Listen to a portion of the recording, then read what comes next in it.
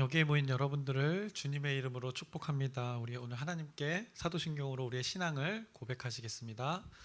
전능하사 천지를 만드신 하나님 아버지를 내가 믿사오며 그 외아들 우리 주 예수 그리스도를 믿사오니 이는 성령으로 잉태하사 동정녀 마리아에게 나시고 본디오 빌라도에게 고난을 받으사 십자가에 못 박혀 죽으시고 장사한 지 사흘 만에 죽은 자 가운데서 다시 살아나시며 하늘에 오르사 전능하신 하나님 우편에 앉아 계시다가 죄리로서 산 자와 죽은 자를 심판하러 오시리라.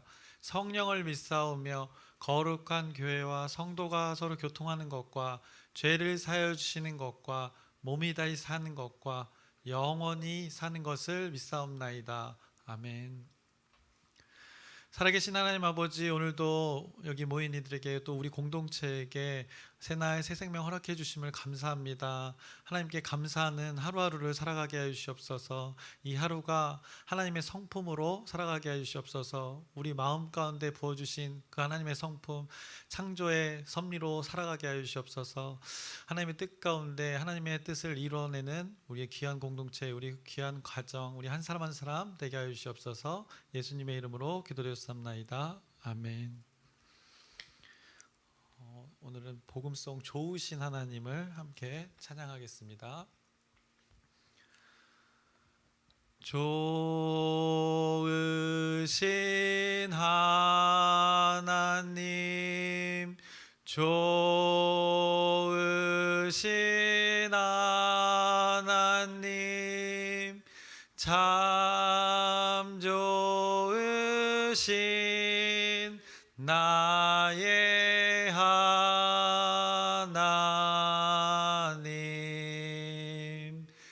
우리의 기도를 응답해 주시는 참 좋으신 나의 하나님,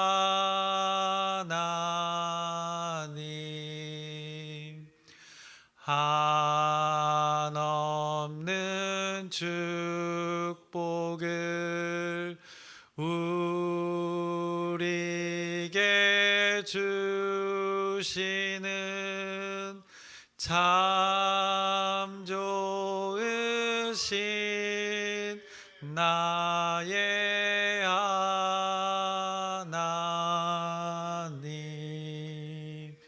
아멘. 오늘 함께 나누실 말씀은 느헤미야서 1장 1절부터 3절까지의 말씀을 나누겠습니다. 이제 에스라 말씀이 끝나고 느헤미야서의 말씀을 계속해서 이어서 나누려고 합니다.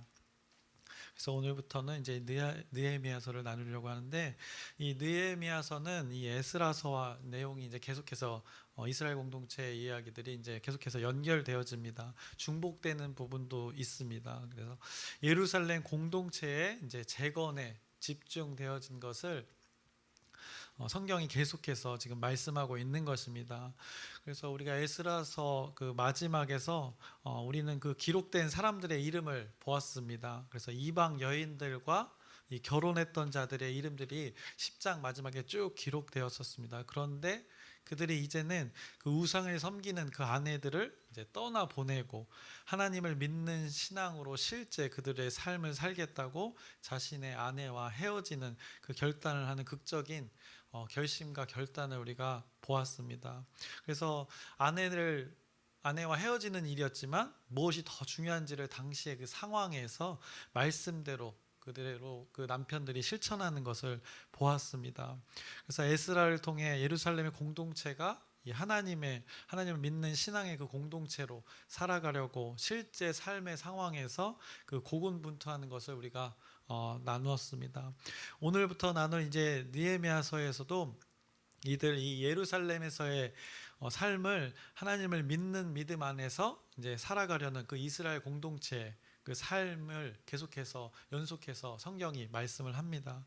그래서 느헤미야서에서는 이제 구체적인 사건으로는 그 성벽과 성문들을 그걸 재건하는 일, 그 사건을 통해서 이제 당시 이스라엘의 공동체 그 신앙을 온전히 세워가려는 모습들을 보게 됩니다. 그 하나님의 또 열심을 이 느헤미야서에 기록해 두었습니다. 그리고 그 하나님의 열심에 반응하는 자들을 느헤미야서에 이렇게 기록해 두었습니다.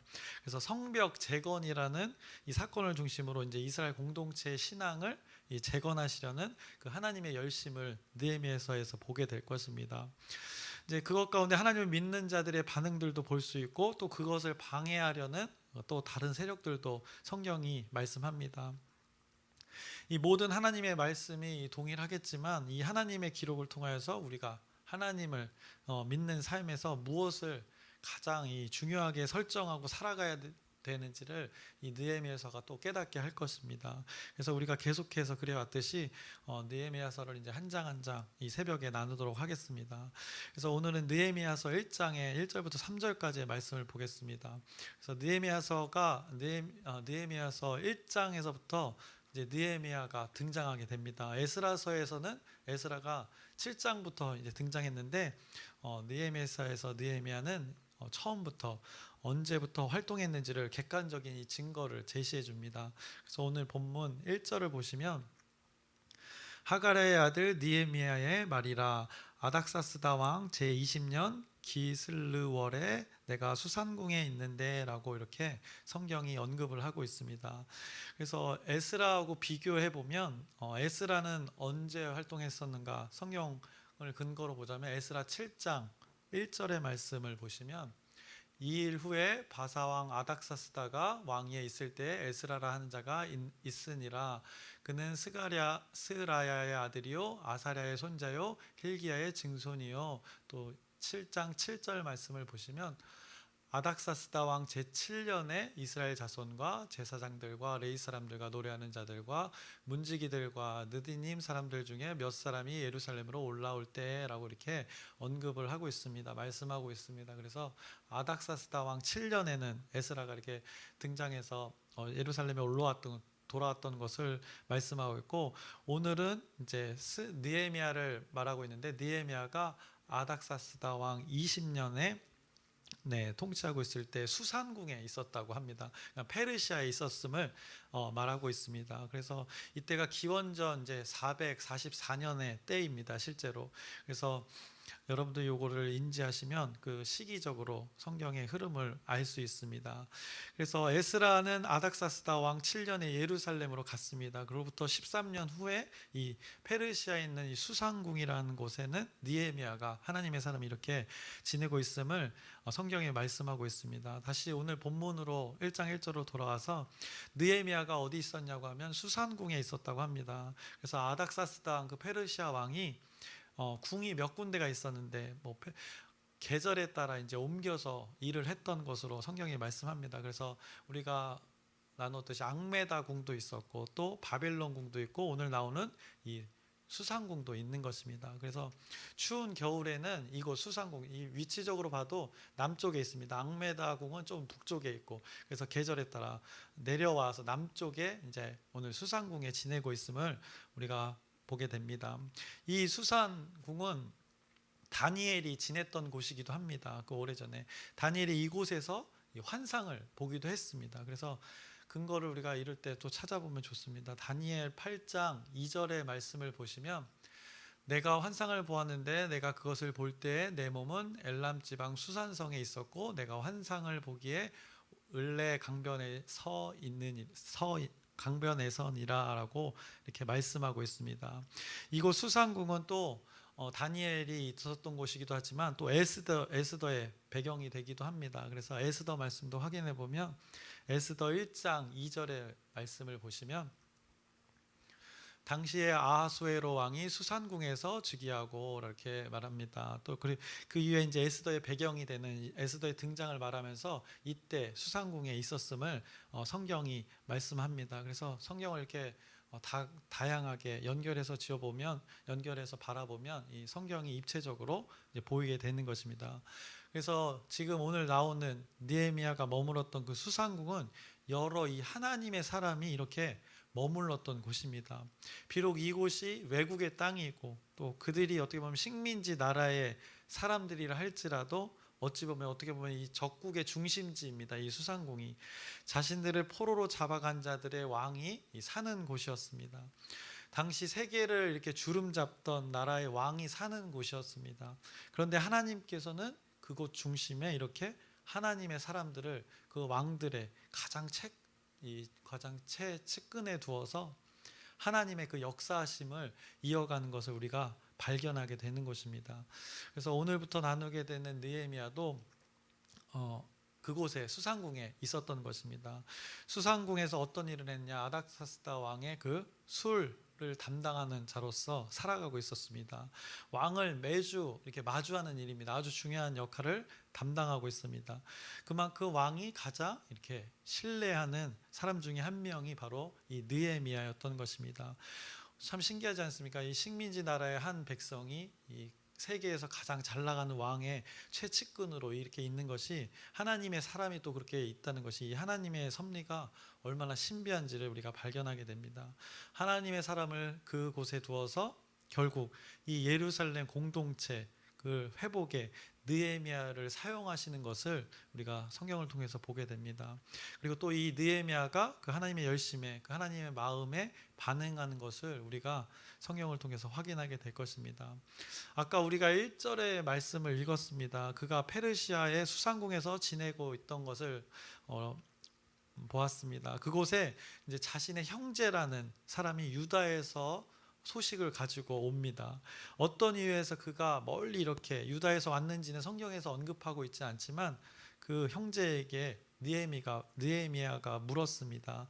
그래서 2절의 말씀을 보시면, 오늘 본문 1장 2절의 말씀을 보시면, 내 형제들 가운데 하나인 하나니가 두어 사람과 함께 유다에서 내게 이르렀기로 내가 그 사로잡힘을 면하고 남아있는 유다와 예루살렘 사람들의 형편을 물은즉이라고 이렇게 느헤미야가 그 형제를 통해서 유다 공동체의 소식을 물었습니다. 물었더니 그곳 유다 소식을 알려줍니다. 3절의 말씀입니다. 그들이 내게 이르되 사로잡힘을 면하고 남아있는 자들이 그 지방 거기에서 큰 환난을 당하고 능욕을 받으며 예루살렘 성은 허물어지고 성문들은 불탔다 하는지라 라고 이렇게 고백을 합니다. 유다 예루살렘에 있는 자들이, 남아있는 자들이 큰 환난을 당하였다고 합니다. 능욕을 받았다고 합니다. 그래서 예루살렘 성은 허물어지고 성문들은 불탔다고 합니다. 근데 이제 다른 우리말 버전을 봐도 이제 예루살렘 성, 그 성전을 얘기하는 것이 아니라 성벽을 얘기하는 것입니다. 무너진, 아직 재건되지 않은 무너진 채로 있는 성벽과 그 성문들을 말하는 것입니다. 그래서 불탄 성문들, 다시 지어지지 않은 그 성벽들을 지금 언급하고 있는 것입니다. 여전히 그 성벽들이 무너져 있음을 말하고 있는 것입니다. 그래서 여전히 회복되지 못한 그 성벽에 대한 소식을 듣게 된 것입니다. 그 성전을 지을 때도 온갖 방해들이 있었습니다. 거기에 거하는 사람들이. 에스라에서도 우리가 보았지만 성경에 언급되었던 그 방해들은 페르시아 왕을 향한 그 고발 문서가 언급되었습니다. 근데 실제로는 그 성경에 기록된 것 외에도 많은 방해가 있었던 것입니다. 오늘 느헤미야서 오늘 1절에서 3절에서도 말씀하듯이 그들을 조롱하고 능욕을 주었으면서 또 그들에게 큰 환난이 되는 일들이 많았다는 것을 오늘 성경이 입증하고 있는 것입니다. 일일이 언급되지 않은 많은 어려운 일들이, 환난들이 있었음을 우리가 유추해 볼 수 있습니다. 그래서 큰 화재가 아니더라도 성전의 이 재건 과정 가운데도 그들이 막 불지름도 있었음을 우리가 알 수 있는 것입니다. 그래서 또한 성벽까지도 이제 지으려고 하는 그들의 노력 가운데 여러 가지 온갖 방해가 있었음을 이 말씀을 통해서 우리가 또 유추해 볼 수 있습니다. 그래서 지금 예루살렘의 그 성을 생각해 봤을 때 그 안에 성전은 잘 지어졌지만 여전히 성벽까지는 온전하게 지어지지 않은 그들의 상태를 볼 수 있습니다. 그리고 여전히 주변의 방해는 많았던 당시의 상황을 성경이 말씀하고 있는 것입니다. 그래서 솔로몬 때를 잠시 생각해 보면 성전만 그때 덩그러니 있었던 것이 아닙니다. 예루살렘 성을 생각해 봤을 때 성벽도 있었습니다. 그래서 성전이 있어 그 안에 성전과 왕궁이 성벽을 통해서 잘 보호되고 있었습니다. 그리고 예루살렘 성으로 들어가는 그 성문들이 다 존재했던 것입니다. 그래서 예루살렘 성을 생각할 때 성전과 함께 그것을 둘러싸던 그 성벽도 있었음을 당연히 생각할 수 있게 되는 것입니다. 그런데 그 가운데 이제 성전만 지어진 것이고 오랫동안 이것들이 회복되지 않았던 것을 성경이 말씀하고 있는 것입니다. 그것이 거기에 살던 그 여러 가지 방해 요소들이 있었다는 것을, 이 배경을 성경이 계속해서 말씀하고 있는 것입니다. 이제는 에스라와 더불어서 이제 느헤미야를 통해서 하나님께서 이 이스라엘 공동체를 성벽 재건을 통해서 회복시키는 것을 느헤미야서가 이제 말씀할 것입니다. 이제 느헤미야 8장에서는 에스라가 공동체 앞에서 이제 에스라가 거기 다시 또 등장을 합니다. 율법을 읽는 장면이 나옵니다. 이렇게 이제 하나님께서는 하나님의 사람들을, 당신의 공동체를 위해서 함께 다루시는 것도 이제 언급을 합니다. 그래서 하나님께서는 하나님의 공동체가 온전해지기 위한 것이라면 이 하나님께서는 모든 일을 가능케 하십니다. 그리고 하나님의 사람을 모두 사용하시는 것을 보게 됩니다. 그것을 우리가 하나하나 느헤미야서를 통해서 확인해 나갈 것입니다. 그래서 예루살렘의 공동체가 이제 성전을 잘 지었고 거기에서 멈췄던 것이 아니라 이제 성벽까지도 다시 이제 짓게 되면서 하나님의 공동체가 어떻게 세워가는지를 확인하게 될 것입니다. 여기서 중요한 것은 이제 하나님의 열심에 우리가 이 초점을 맞춰야 됩니다. 그 하나님의 사람이 믿음으로 반응했던 것도 잘 봐야 되지만 일단은 큰 관점에서 하나님의 그 열심, 일하심에 우리가 성경을 초점을 맞추어서 바라봐야 합니다. 그래서 하나님의 역사하심 가운데 그의 자녀들이, 예루살렘에서 살아가는 그들이 또 어떻게 하나님의 일하심에 반응하며 살아갔는가도 우리가 주의 깊게 살펴보게 될 것입니다. 그것을 잘 발견해서 적용해야 될 것이 또 우리의 몫이 되는 것입니다. 그래서 오늘 본문의 내용은 1절부터 3절까지 여기까지 나누려고 합니다. 이제 이스라엘을 정복한 나라 페르시아, 당시 세계를 주름 잡았던 나라 페르시아, 그 나라의 왕이었던 아닥사스다 왕이 존재했고 그 왕이 가장 신뢰하는 사람으로 이 느헤미야를 성경이 언급하고 있습니다. 느헤미야가 그의 곁에 있었다는 것은 이 너무나도 놀라운 사실입니다. 하나님의 사람이 그 강대국 왕의 가장 최측근에 존재하게 했다는 것이 하나님의 섭리가 너무나도 신비합니다. 그가 페르시아 왕 옆에 살아가면서 예루살렘의 소식을 듣고 이제 어떻게 반응했는지를 쭉 말씀하고 있는 것입니다. 느헤미야가 어떻게 반응했는지와 더불어서 느헤미야를 왜 그곳에 있게 했고 그가 반응한 것을 통해서 하나님 자신의 그 백성들에게 어떻게 하나님이 역사해 나갔는지를 계속해서 우리가 발견하게 될 것입니다. 그래서 우리가 에스라서를 마치고 느헤미야서를 나누게 되었는데 여전히 하나님께서는 이 자신의 백성들을 이렇게 온전케 하시는데 무척이나 이 관심이 많으시다는 것을 여러분이 이 느헤미야서에서 발견하셨으면 좋겠습니다. 그래서 에스라와 느헤미야 때 하나님이 지금 동일하게 지금도 여러분의 삶 가운데 관여하셔서 여러분을 온전케 하시려는데 무척이나 관심이 많다는 것을 여러분들이 발견하셨으면 좋겠습니다. 하나님의 관심이 이 백성들에게 있었듯이 동일하게 오늘 여러분에게 있다는 것을 여러분들이 인지하시고 기억하시고 오늘 하루 하나님이 나에게 어떤 일을 하시기 원하는지, 하나님께서 내가 오늘 어떻게 살았으면 하시는지를 오늘 이 아침에 기도의 시간에 한번 하나님께 물어보셨으면 좋겠습니다. 그리고 기도를 마치고 예배당을 벗어나서 길을 걸을 때에도 물어보셔도 좋습니다. 또 열심히 여러분들 일 가운데 몰두했을 때 혹여나 그 일 가운데 치여서 한숨이 나오는 그 순간에도 하나님이라는 이 외마디를 여러분들이 외쳐보시길 바랍니다. 그러면 그때 내가 왜 거기에 있는지, 내가 왜 그 일을 하고 있는지, 내가 왜 지금 거기에 그것을 하며 있는지를 하나님께서 알게 하실 것입니다. 또 권사님이 또 외출을 자주 안 하시지만 오랫동안 또 집에 계실 텐데 그때도 하나님을 고백하시겠지만 또 고백하시면 또 하나님께서 만져주실 것입니다. 하나님께서 동일하게 저와 여러분들을 모두 만져주실 것입니다. 이제 느헤미야서를 우리가 나누게 되는데 느헤미야서 이 이름의 뜻이 무엇인지 여러분 아십니까? 네, 네, 정확히 알고 계시네요. 여호와 하나님께서 위로하신다는 뜻이 느헤미야입니다.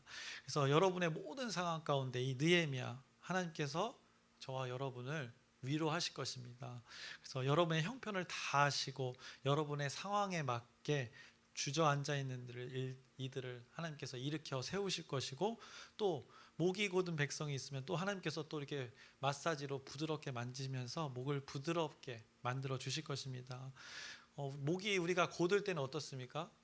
그것을 또 깨닫게 됐을 때는, 하나님께서 만지셔서 깨닫게 됐을 때는 부끄러워집니다.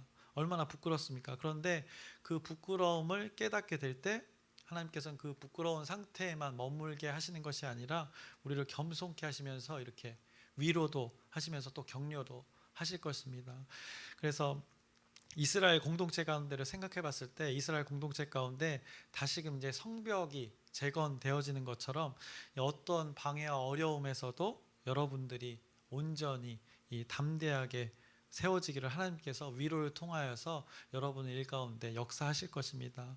오늘 하루도 이런 하나님을 여러분들이 기대하고 의지하면서 이 위로의 하나님을 통해서 담대히 여러분에게 주어진 일들을 잘 감당하시기를 주님의 이름으로 축원합니다. 기도하겠습니다.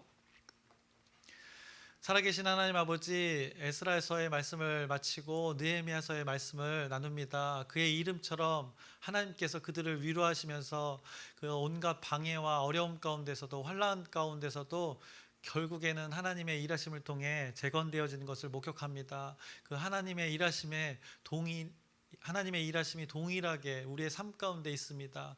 그 하나님의 열심 가운데 오늘 우리가 살아가는 삶 가운데 믿음으로 반응케 하여 주옵소서. 온갖 어려움과 문제와 우리가 감당하기 어려운 형편이 있지만 그 가운데 하나님을 의지하면서 묵묵히 하나님의 일들을 뜻을 이뤄내는 귀한 하나님의 사람으로 우리 공동체가 살아가게 하여 주옵소서. 예수님의 이름으로 기도드렸습니다. 아멘. 하늘에 계신 우리 아버지여, 이름이 거룩히 여김을 받으시오며 나라의 마음이시며 뜻이 하늘에서 이루어진 것 같이 땅에서도 이루어지이다. 오늘날 우리에게 일용할 양식을 주옵시고 우리가 우리에게 죄 지은 자를 사하여 준 것 같이 우리의 죄를 사하여 주옵시고 우리를 시험에 들게 하지 마옵시며 다만 악에서 구하옵소서. 나라와 권세와 영광이 아버지께 영원히 있사옵나이다. 아멘. 함께 기도 제목 나누고 함께 기도하겠습니다. 우리 계속해서 하는 기도 제목입니다. 열린 전도, 우리 12주 동안 지속적으로 그 품은 자들을 위해서 기도할 텐데 함께 여러분 기도해 주셨으면 좋겠습니다. 또 목요 전도를 위해서도 함께 기도해 주시길 바랍니다. 돌아오는 주일에는 공동체 데이입니다. 또 공동체별로 또 다른 모임을 갖게 되는데 그때 또 하나님의 은혜가 우리 공동체 가운데 있기를 소망하면서 기도 부탁드립니다. 그리고 계속해서 또 우리가 하는 기도 제목입니다. 아프신 분들 있습니다. 한 사람 한 사람 여러분들이 생각나시는 대로 언급해 주시고 또 하나님의 그 치유의 역사가 그분들 가운데 있을 수 있도록 여러분의 진실된 기도 부탁드립니다. 그리고 마지막으로 오늘 이제 느헤미야서의 말씀을 붙들고 그 어려운 환경 속에서도 하나님의 열심에 반응했던 자들이 있습니다. 그런 사람들처럼 하나님의 사람들처럼 우리가 살아갈 수 있도록 우리 주여 크게 한번 부르짖고 함께 기도하시겠습니다.